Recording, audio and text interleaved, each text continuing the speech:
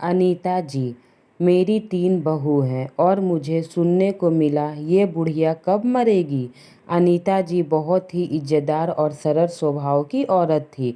गांव में अपने घर में वह अकेले ही रहती थी। उनके बेटे बहू शहर में जाकर बस चुके थे, लेकिन उनका उस गांव को छोड़ने का मन नहीं करता था, इसलिए वह अकेले रहती थी। पति की मौत के बाद सबने उन्हें समझाया कि वह अपने बेटे बहू के साथ शहर जाकर रहे, लेकिन उन्होंने किसी की एक ना मानी। उनका कहना था कि मेरे पति का मौत इसी गांव में हुआ है, अब मैं भी इसी गांव में मर जाऊंगी, पर कहीं नहीं जाऊंगी। यहाँ पर उनकी कुछ यादें हैं। गांव में इतने साल रहने के बाद एक अजीब सा रिश्ता जो बन गया था उस गांव से। वह रोज़ मंदिर जाती थी। रोजाना की तरह एक दिन वह मंदिर जाकर आ रही थी तो सर में चक्कर की वजह से वह गिर पड़ी। गांव वालों ने उन्हें उठाया, पानी पिलाया और समझाया कि अब इस उम्र में अकेले रहना ठीक नहीं है। अनीता जी के 3 बेटे थे और तीनों ही शहर में बसे हुए थे।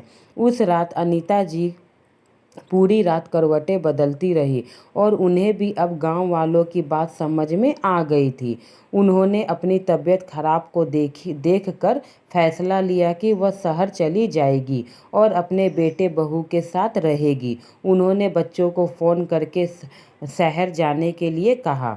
अनीता जी की बड़ी बहू बहुत समझदार थी, मझली बहू मस्त मौला और तीसरी बहू बोलने में बहुत कड़वी थी।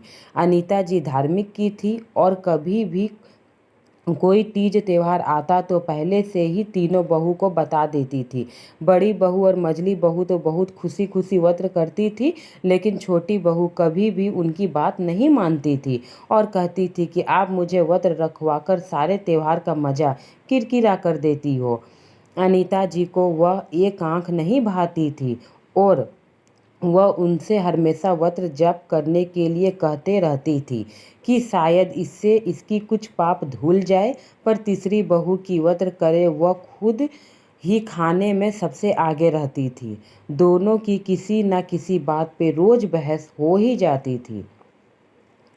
एक दिन शारदा जी को बहुत गुस्सा आया और उन्होंने कहा, तू क्या सोचती है कि बुढ़ापे में तेरा सहारा लूंगी, मर जाऊंगी पर तेरे पास कभी नहीं आऊंगी।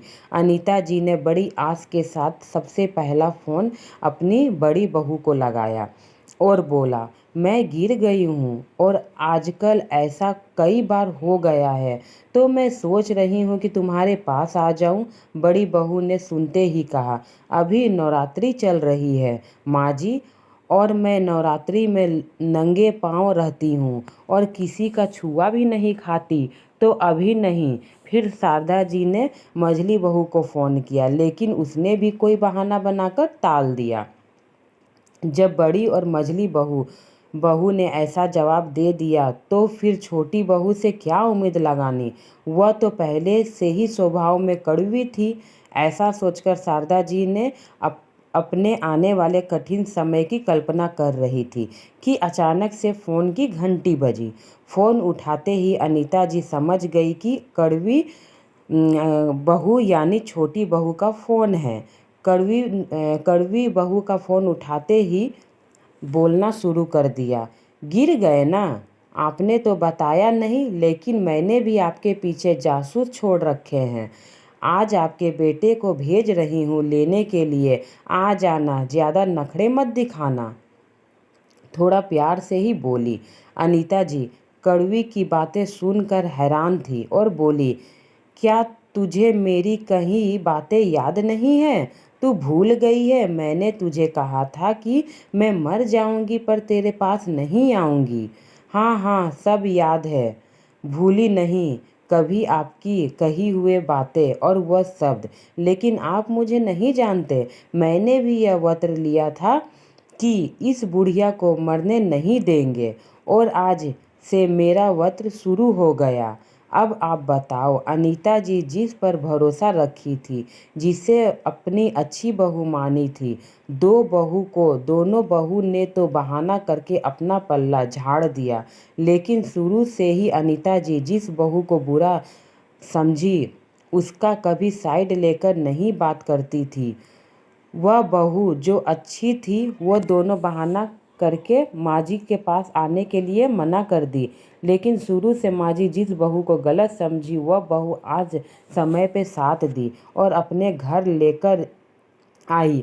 खूब सेवा की, दिन रात माँ जी करती थी। उनका खाना पीना घूमना फिरना सब उनके साथ अच्छे से करती थी।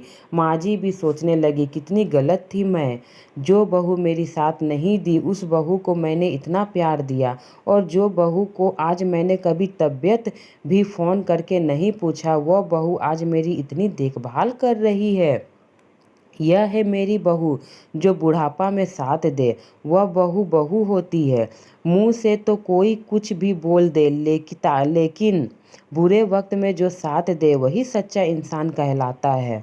आज मुझे समझ में आ गया। फ्रेंड, मेरी ये कहानी आपको कैसी लगी? अच्छी लगी हो तो मेरे चैनल को सब्सक्राइब करें, लाइक करें एंड मेरी कहानी को शेयर करें, ताकि इसी तरह रोज़ अच्छी अच्छी वीडियो मैं आप तक पहुंचा सकूं।